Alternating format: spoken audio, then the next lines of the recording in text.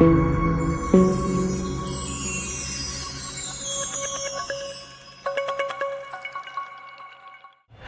एक जय Hind to all of you guys, आप सभी लोग जो मुझे इस समय अपने मोबाइल स्क्रीन पर देख रहे हैं, सभी का मैं doctor Imran Khan, director M academy और आपका जीएस का टीचर राइट नाउ बायो का टीचर तहे दिल से सभी का स्वागत करता हूं।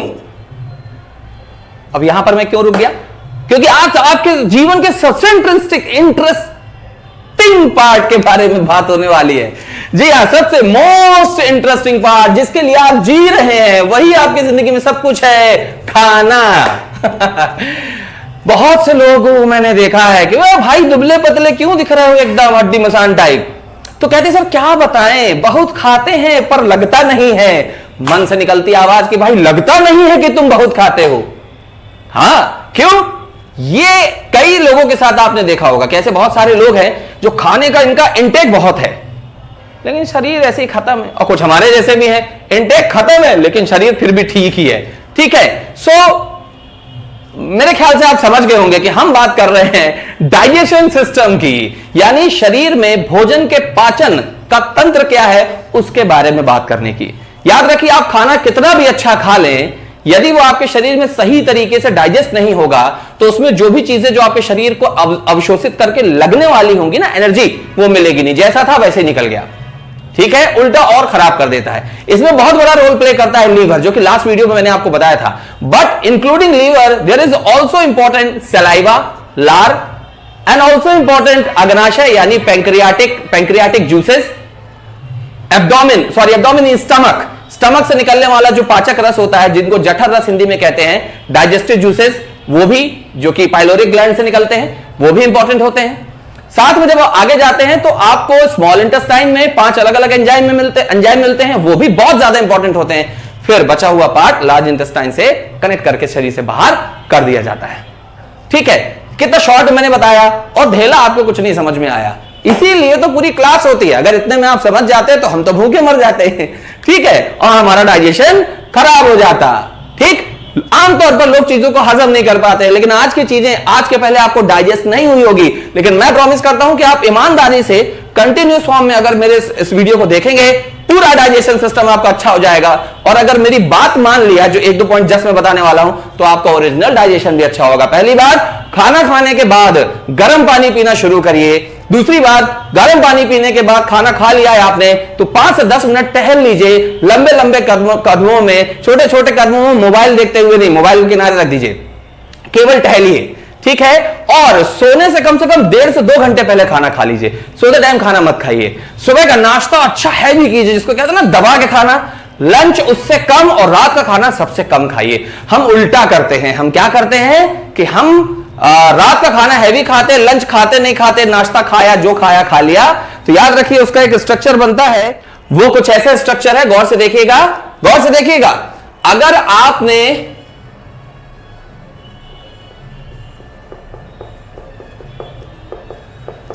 ब्रेकफास्ट हैवी किया खूब सारा, फिर उससे नीचे लंच किया उससे भी कम, ठीक है, और उसके बाद डिनर उससे भी कम,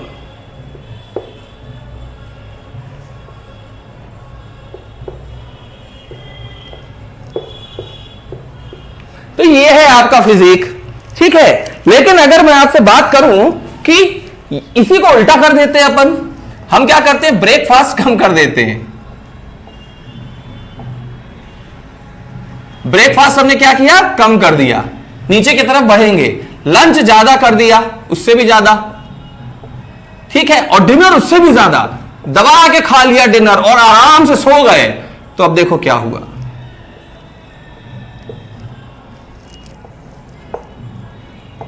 ये बन रहे हैं आप। अब दोनों में से आप क्या बनना चाहते हैं, ये आपकी मर्जी है साहब। जो बोल रहा हूं उसे फॉलो कीजिए, बहुत ज्यादा बड़ा डिफरेंस दिखेगा आपको। थोड़ी सी चीजें, खाना खाने के बाद गुनगुना पानी, उबलता पानी मत पी लेना, गुनगुना पानी पी लीजिए, फिर 5 मिनट टहल लीजिए, और ये सब कुछ काम आप सोने के 1.5 से 2 घंटे पहले कर लीजिए। ठीक है, और खाने का तरीका ये नहीं, इसको रखिए, ब्रेकफास्ट हैवी कीजिए, उससे कम लंच और सबसे कम डिनर। देखिए क्या डिफरेंस आता है आपकी जिंदगी में। चलिए, इसके बाद हम किधर चलते हैं, इसके बाद हम चलते हैं और अपने आज के वीडियो को एक पीएनजी स्ट्रक्चर से समझकर हैंडमेड स्ट्रक्चर से फिनिश करने की कोशिश करते हैं। आपके सामने अब यहां पर एक पीएनजी स्ट्रक्चर है जहां सिंपल फॉर्म में यह दिखाया गया है कि किस तरीके से ह्यूमन के अंदर एक नली जा रही है। नली जाने के बाद उसके लीवर, इसका stomach, intestine, large intestine, small intestine, सारा का सारा व्यवस्थित दिया हुआ है। हो सकता है कि आप इस स्ट्रक्चर को उतने अच्छे से ना देख पा रहे हो या शायद ना दिख रहा हो। इससे भी बेहतर एक स्ट्रक्चर मेरे पास है आपके लिए। ये देखिए वो स्ट्रक्चर अब आपके सामने है। अब इस स्ट्रक्चर में आप भली भांति हर चीज को बेहतर तरीके से देख पा रहे होंगे विद नेम, ठीक है। लेकिन इसके बावजूद भी इसको देखने पर एक फीलिंग आती है कि कठिन है, एज यूजुअल, जैसा आपको हमेशा लगता है, ठीक है। तो हम कोशिश करते हैं कि हम इस स्ट्रक्चर को भी इजी बनाने की कोशिश करते हैं। आप में से अगर कोई और अच्छी मेहनत करना चाहता है, वीडियो को यहीं पॉज कर लीजिए, पॉज करके इसे अच्छे से बनाने की कोशिश कीजिए। फिर अगला जो मैं स्ट्रक्चर आपको दिखाने वाला हूं सिस्टम का, उसके माध्यम से आप उसे करेक्ट एंड इजी बोथ कर सकते हैं, ठीक है। तो चलिए हम चलते हैं हैंडमेड स्ट्रक्चर की तरफ, जहां पर हम समझेंगे कि एक मनुष्य का पाचन तंत्र यानी डाइजेस्टिव सिस्टम किस तरीके से व्यवस्थित होता है और कैसे काम करता है। नाउ अब आप सभी लोग बोर्ड में जो स्ट्रक्चर देख रहे हैं वो हैंडमेडेड है। इसके पहले आपने पीएनजी ओरिजिनल एचडी फॉर्म में ये देखा कि एक ह्यूमन के अंदर डाइजेस्टिव सिस्टम और इंटरनल ऑर्गन्स किस तरीके से व्यवस्थित होते हैं, ठीक है। चलिए अब उसे हम और सरल बनाते हैं, क्योंकि एक शिक्षक का काम यही है कि अपने स्टूडेंट्स के लिए जो भी चीजें उन्हें जैसी हो से सरल बनाए, बिना उनकी इंपॉर्टेंस को कम किए, ठीक है। तो जो बोर्ड में आपको दिख रहा है उस वाले से मैं मैच करा देता हूं आपको, ठीक है। हमने देखा था पीएनजी में कि एक नलिका ऊपर से नीचे आ रही थी, जिसमें या तो ट्रैकिया लिखा था या इसोफेगस लिखा था। अब इसके पीछे का मामला क्या होता मैं आपको बताता हूं। हमारी जो गले की नली होती है ना, ये दो हिस्सों में डिवाइडेड होती, जो हमें एक ही दिखती है। एक होता है ट्रैकिया और एक होता है पार्ट उसका इसोफेगस, ठीक है। तो आप उसे ट्रैकिया भी बोल सकते हैं, आप उसे इसोफेगस भी बोल सकते हैं। ट्रैकिया वाला पार्ट जाके लंग्स में खुल जाता है और इसोफेगस वाला हिस्सा इसोफेगस वाला हिस्सा खाना जो हम खाते हैं उसे लेकर स्टमक में आता है। कहां आता है? स्टमक में। अब आप देख रहे होंगे कि यहां एक वर्ड लिखा है ऑक्जेंटिक सेल्स। ऑक्जेंटिक सेल्स, ये नाम याद रखिएगा। अभी हमको केवल स्ट्रक्चर देखना है, ओके। तो ऑक्जेंटिक सेल, ये जो रेड कलर के, डार्क रेड कलर के स्पॉट चारों तरफ दिख रहे हैं, मैंने इसे ऑक्जेंटिक सेल बनाया है। अब ये ऑक्जेंटिक सेल क्या करती हैं, तो इसके बारे में हम आगे पढ़ेंगे। अभी हमको स्ट्रक्चर को लर्न करना है। यहां से हमने शुरू किया कि नेजल ट्रैक जो ट्रेकिया से कनेक्ट करेगा, नेजल यानी नोज, सांस लेने वाला, और मुंह से आने वाला जो इसोफेगस से कनेक्ट करता है, डिवीजन। ये ट्रैकिया या इसोफेगस के जैसी नली नीचे आती है और कहां खुलती है? स्टमक में, जहां पर आपको मिलती है ऑक्जेंटिक सेल्स। देन फिर उसके बाद स्टमक से खाना आगे जाता है। ऑब्वियसली हम बात किसकी कर रहे हैं? डाइजेस्टिव सिस्टम, तो खाने की। तो खाने वाला हिस्सा आगे जाएगा, यहां पर क्या मिलेगा? लीवर। इसके पहले वाले वीडियो में आपने लीवर के बारे में पढ़ा था। ये जो red spot, red white spot दिख रहा है, ये आप गेस करिए क्या होगा? Yes, gall bladder. और गॉल ब्लैडर की नलिका आके मिल रही है स्टमक के बाद वाले एरिया में, यानी जिससे साफ समझ में आ रहा है कि वो खाना, वो फूड मटेरियल जो स्टमक से आगे जाएगा, उसमें लीवर के जो भी एक्सक्रीशन होंगे, एक्सक्रीशन यानी स्रावण, जिसे हम कहते हैं कि किसी भी प्रकार का पदार्थ बह के आता है, वो एक्सक्रीशन लीवर से आके उस नली में मिलेंगे। फिर खाना आगे बढ़ेगा तो पैंक्रियास से आने वाले पैंक्रियाटिक जूस, भाई बाइल, गॉल ब्लैडर में क्या होता है? बाइल। तो वहां से बाइल डक्ट से आके क्या मिल रहा था? बाइल। हमने पढ़ा था कि बाइल इंपॉर्टेंट होता है किस चीज के लिए? डाइजेशन के लिए। कहां पर? लार्ज इंटेस्टाइन में। तो यहां पर खाने में क्या मिला? Bile juice. उसके बाद खाने में क्या मिला? पैंक्रियाटिक जूस, अग्नाशय। हमने पिछले बार भी देखा था लास्ट वीडियो में। तो यहां पर पैंक्रियाटिक जूस या पैंक्रियाटिक रस, यहां पर अग्नाशय रस आके मिलते हैं। फिर उसके बाद खाना आगे जाता है किस हिस्से में? डुओडेनम। किस हिस्से में? डुओडेनम, जिसे हिंदी में पक्वाशय कहा जाता है। यानी कुल मिलाकर खाना यहां पकेगा, शरीर के लिए इजी बनाया जाएगा। पक्वाशय के आगे आप देख रहे हो कि मैंने यहां पर ब्लैंक कर दिया है। क्यों ब्लैंक कर दिया? क्योंकि यहां बहुत जटिल सारी चीजें रहती हैं, आपको वो पढ़नी ही नहीं है। बस आपको इतना पढ़ना है कि डुओडेनम के बाद खाना किधर आएगा? स्मॉल इंटेस्टाइन में। ये जो छोटे छोटे स्टार दिख रहे हैं वो स्मॉल इंटेस्टाइन है, ठीक है। ये स्मॉल इंटेस्टाइन दिख रही। उसके बाद और आगे खाना हजम होके लार्ज इंटेस्टाइन में आएगा, लार्ज इंटेस्टाइन में। और लार्ज इंटेस्टाइन से आकर यह कहलाता है एनस, गुदाद्वार, शरीर का वो हिस्सा जहां से हम स्टूल पास करते हैं। स्टूल पास करना मतलब अपने बॉडी से मल त्याग करते हैं, यानी वो सारा मटेरियल जो हमारी बॉडी में अब अनयूजेबल है उसे बाहर करते हैं शरीर से। याद रखिएगा ये डाइजेशन की बात हो रही है, ना तो रिप्रोडक्टिव सिस्टम की बात हो रही है, ना ही एक्सक्रीटरी सिस्टम की, यानी कि ना तो उत्सर्जन तंत्र की बात हो रही है, ना ही हम किसी प्रकार से किस तरीके से हम जनन तंत्र पढ़ते हैं, ना तो वो पढ़ रहे हैं। हम क्या पढ़ रहे हैं? Digestive system. मैं फिर से रिपीट कर रहा हूं, गौर से सुनिए। हमने खाना खाया, खाना आया स्टमक में, स्टमक से जब आगे जाएगा तो उसमें लीवर और बाइल के जूसेस आके मिलेंगे, आगे जाएगा तो पेंक्रियास के जूस आके मिलेंगे, आगे जाएगा डुओडेनम में, जहां से पहुंचेगा स्मॉल इंटेस्टाइन में, फिर पहुंचेगा लार्ज इंटेस्टाइन में, और बचा हुआ जो होगा वो शरीर से गुदाद्वार के द्वारा बाहर कर दिया जाएगा। यह है सीक्वेंस, किस तरीके से हमारी बॉडी में बेसिकली हमको डाइजेशन में इन पॉइंट्स को याद रखना है।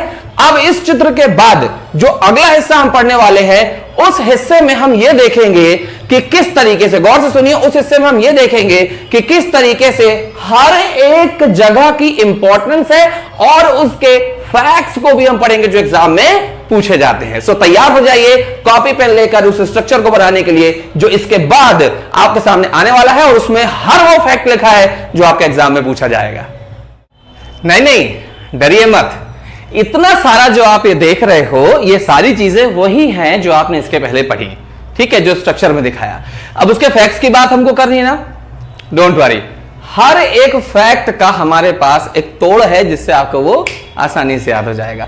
चलिए टाइम वेस्ट नहीं करते हैं, हम आपको सबसे पहले ये दिखाते हैं कि जो लास्ट स्ट्रक्चर आपने देखा उससे ये कैसे कनेक्टेड है। ओके, लास्ट स्ट्रक्चर में आपने देखा था कि किस तरीके से एक मनुष्य के द्वारा खाना खाया जाएगा, भोजन किया जाएगा, फूड इंटेक किया जाएगा, उसमें उसके मुंह में सलाइवा उसमें मिलेगी, ऑब्वियसली मिलेगी, लार्ज इसको बोलते हैं। उसके बाद वो खाना ईसोफेगस, ट्रैकिया ईसोफेगस से होता हुआ स्टमक में जाएगा, स्टमक में जाएगा, स्टमक से आगे जाने पर वो किधर जा रहा है? डुओडेनम में, ठीक है। लेकिन डुओडेनम के रास्ते में लीवर से आने वाला बाइल जूस भी मिलेगा, और इधर से पेंक्रियास से आने वाला पेंक्रियाटिक जूस भी उसमें मिलेगा, और डुओडेनम से आगे जाने के बाद सेकंड लास्ट स्टेज में वो खाना जो हमने खाया है वो स्मॉल इंटेस्टाइन में पहुंचता है, छोटी आंत, और उसके बाद वो लार्ज इंटेस्टाइन में पहुंचता है, और अपनी प्रोसेस के बाद आखिरी में वो एनस यानी गुदाद्वार, जहां से मल त्याग होता है, स्टूल पास करते हैं हम, वहां पहुंच जाता है, ठीक है। इसी चीज को आपने अभी स्ट्रक्चर पे देखा था।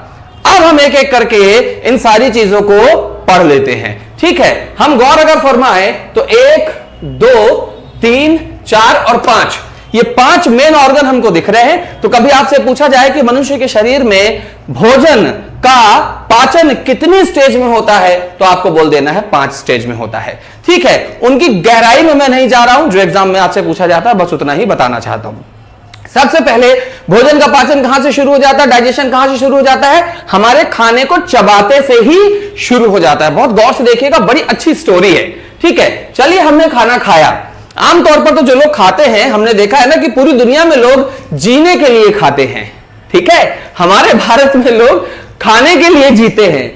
और अगर मैं अपने आसपास के कुछ विशेष क्षेत्रों की बात कर लूं, या आपके आसपास भी कुछ ऐसे लोग होंगे, या पता नहीं, शायद आप ऐसे हो सकते हैं खुद भी, जो खाने के लिए मरते हैं, ठीक है। उम्मीद करता हूं कि आप उनमें से नहीं होंगे। जीने के लिए खाइए, ना तो खाने के लिए जिए, ना खाने के लिए मरिए, जीने के लिए खाइए। भगवान ने खाना जीने के लिए बनाया है, जिंदगी के उद्देश्य अलग अलग किए हैं। हमने खाना खाया और खाने में सलाइवा मिली, जो कि लार है।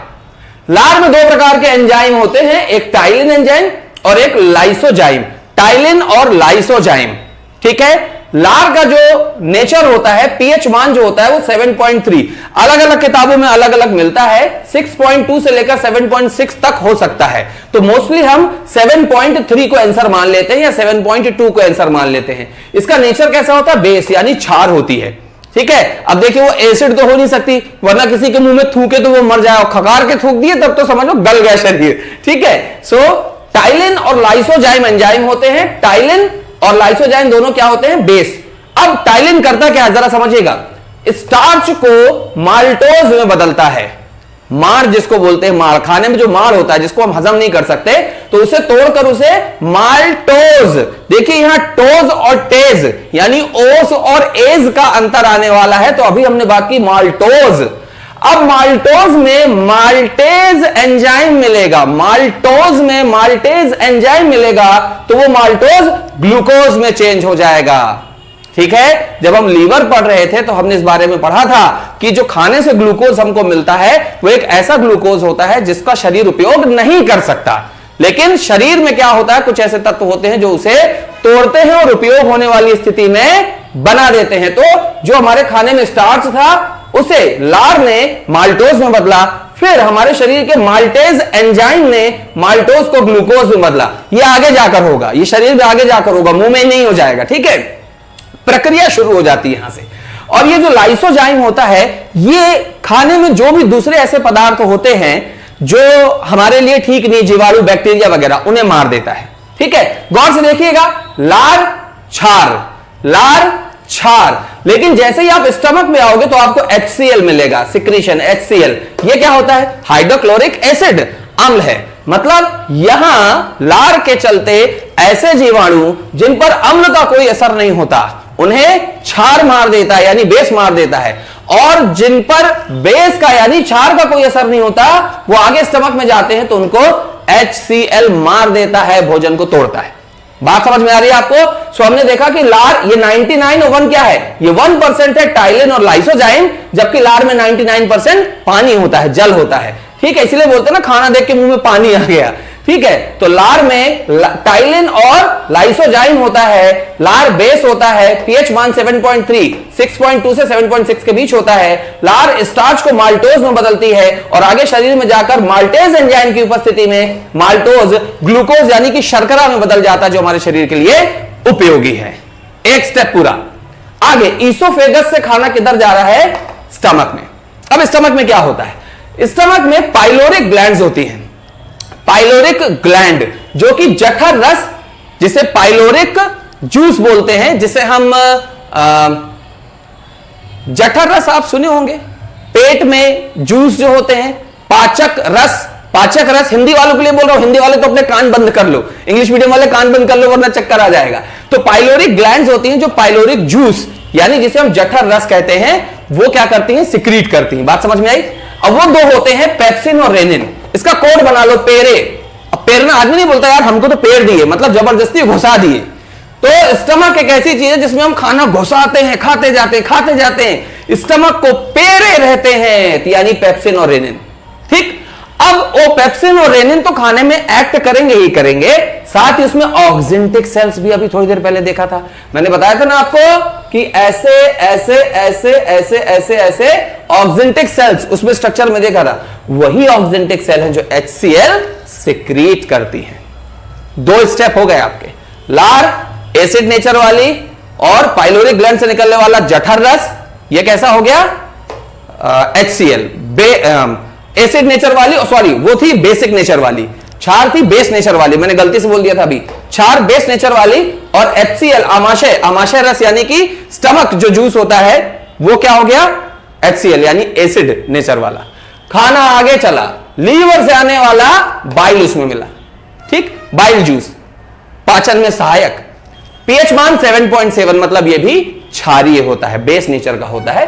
ठीक है, इसको ध्यान रखिएगा। बाइल मिलने के बाद आगे गए, वहां मिलेगा पेंक्रियास देखा था, पेंक्रियास से निकल के आएंगे पेंक्रियाटिक जूस, शरीर की दूसरी सबसे बड़ी ग्रंथि, human body second largest, first largest ये है, सेकंड लार्जेस्ट पेंक्रियास है। तो वो जूस कौन से हैं, ATL, इनका कोड बना लो अटल।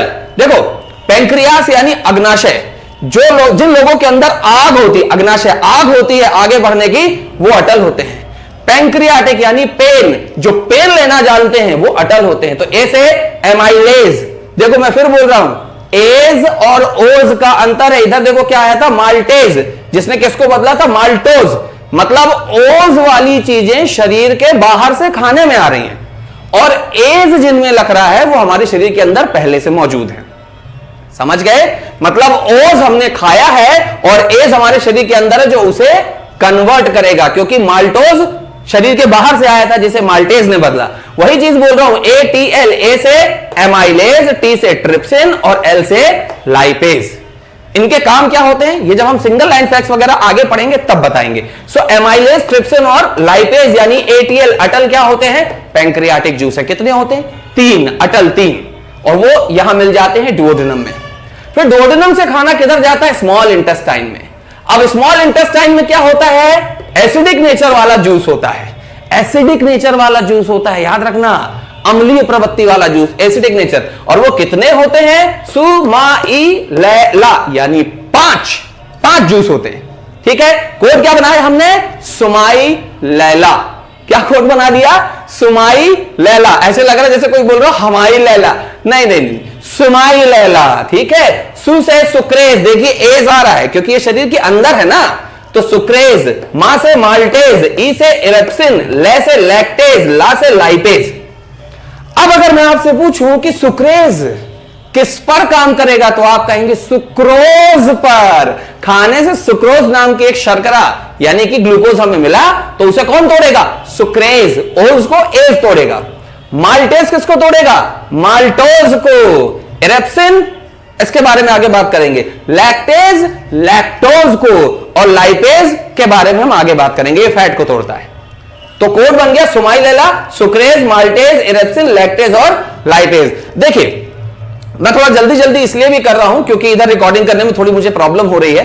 अब वो प्रॉब्लम पर्सनल है मेरी, तो मैं किसी को कुछ बोल भी नहीं सकता क्योंकि माहौल है, नवरात्रि का माहौल है। जिस समय मैं वीडियो शूट कर रहा हूं तो भाई बनी बात है, जो उनके भक्त हैं, माता के भक्त हैं, उन्हें तो उस चीज को करना ही है। ठीक है, लेकिन हम भी अपने काम के प्रति, क्योंकि भगवान ने ही कहा है कि अपने काम से कभी सेक्रीफाइस मत कीजिए, कर्म के फल की बात की है। तो अगर आपको थोड़ा भी डिस्टर्ब हो रहा हो तो उसके लिए मैं माफी चाहता हूं, क्योंकि जो हो रहा है उन चीजों को रोकना उचित नहीं है। हमें अपना काम करना है, बाकी सभी लोगों को भी अपना काम करना है। ठीक है, सो काफी सपोर्टिव है, लेकिन आपको थोड़ा सा एडजस्ट करना पड़ेगा।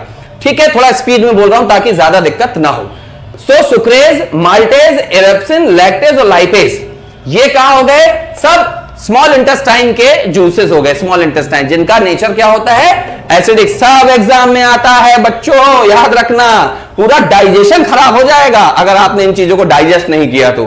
ठीक है, आगे चलते हैं। स्मॉल इंटेस्टाइन के बाद खाना लार्ज इंटेस्टाइन में जाता है, जहां पर बचा हुआ जल अवशोषण यानी वाटर एब्जॉर्प्शन होता है, और खाने के जो भी जरूरी चीजें होते हैं वो विलाई के थ्रू ऐसे उंगली नुमा स्ट्रक्चर निकले होते हैं, किसमें, बड़ी आंत में, और वो क्या करते हैं, एब्जॉर्ब कर लेते हैं खाने को। वो इस तरीके से निकलकर वर्क करते हैं और खाने को आगे बढ़ाते हैं, आगे बढ़ाते हैं, पीछे जाते हैं, आगे बढ़ाते हैं, पीछे जाते हैं। तो ये मूवमेंट यानी उंगली नुमा स्ट्रक्चर बड़ी आंत में होते हैं, जिनको हम क्या कहते हैं, विलाई। याद रखिएगा, एग्जाम में पूछा जाता है कि विलाई शरीर में किस अंग में पाया जाता है, तो आप लार्ज इंटेस्टाइन बताएंगे। ठीक है, सो विलाई क्या करती हैं, अवशोषण का काम करती हैं, और वहां जो बैक्टीरिया मिलते हैं वो बचे हुए जो हमारे शरीर के लिए उपयोगी नहीं है, उसे मल में बदल देते हैं, और एनएस के थ्रू वो गुदा द्वार से, एनएस ऑरिफिस से वो शरीर से बाहर कर दिया जाता है। So this was all about the human digestive system and related examination point of view related important facts for you all. ठीक है, मैं एक बार रिपीट कर रहा हूं, हमने खाना खाया, खाने में सलाइवा मिली, लार, जिसमें टाइलिन और लाइसोजाइम होता है। ये क्या होता है, क्षारीय होता है, पीएच 7.3 होता है, स्टार्च को माल्टोज में बदलता है, और आगे माल्टेज जो है वो माल्टोज को ग्लूकोज में बदल देता है, शरीर के लिए उपयोगी। इसोफेगस से खाना आगे जाके स्टमक में जाता है, जहां पाइलोरिक ग्लैंड से जठर रस आते हैं, पेप्सिन और रेनिन, और oxyntic cell HCl hydrochloric acid को सिक्रीट करती हैं। खाना और मैश होकर आगे लीवर से बाइल जूस के साथ मिल जाता है, जिसका मान होता है पीएच मान 7.7। आगे जाता है तो पैंक्रियाटिक जूस आते हैं, एमाइलेज, ट्रिप्सिन और लाइपेज, जो खाने में मिलकर उसे और बेहतर बनाते हैं पाचन के लिए, एब्जॉर्प्शन के लिए। डुओडेनम से होते हुए खाना फिर स्मॉल इंटेस्टाइन में जाता है, जहां एसिडिक जूस 5 प्रकार के मिलते हैं। सुमाइलेला कोड है, सुक्रेज, माल्टेज, इरेप्सिन, लैक्टेज और लाइपेज। और उसके बाद फिर खाना आगे लार्ज इंटेस्टाइन में जाता है, जहां वाटर एब्जॉर्प्शन भी होता है और विलाई मूवमेंट भी मिलता है। बैक्टीरियल सपोर्ट से, जीवाणुओं की सहायता से फिर उस खाने के बचे हुए भाग को, जो हमारे लिए उपयोगी नहीं है, शरीर से बाहर गुदा द्वार से मल के रूप में, स्टूल के रूप में, फीसिस के रूप में बाहर कर दिया जाता है। ठीक है, जिनको यह समझ में आ गया, मैं गारंटी देता हूं आपको कि आप वो स्टूडेंट हैं जो सब कुछ पढ़ सकते हैं, सब कुछ कर सकते हैं, आपको कोई नहीं रोक सकता, केवल और केवल आपके अलावा। सो बी प्रिपेयर। जो भी फैक्चुअल पार्ट था मैंने इसमें पढ़ा दिया है। उम्मीद करता हूं कि आप जब इसे अच्छे से पढ़ेंगे, जो और जरूरत का आपको लगे आप मुझसे पूछ सकते हैं, क्योंकि मैं चाहता हूं कि आपका बेस अच्छा हो, आपका बेस अच्छा हो, ताकि एसिड का कोई डिफरेंस आप पर ना आए। ठीक है, आज के वीडियो में इतना ही। इसके आगे के और फैक्ट्स को लेकर मैं अगले वीडियो में हाजिर होऊंगा। तब तक के लिए आप लोग अपना ध्यान रखिए, चीजों को हजम करिए, आगे बढ़ाइए और अपना और अपने परिवार का ध्यान रखने के साथ साथ समाज का भी ध्यान रखिए। Thank you so very much. Take care of yourself again. जय Hind to all of you.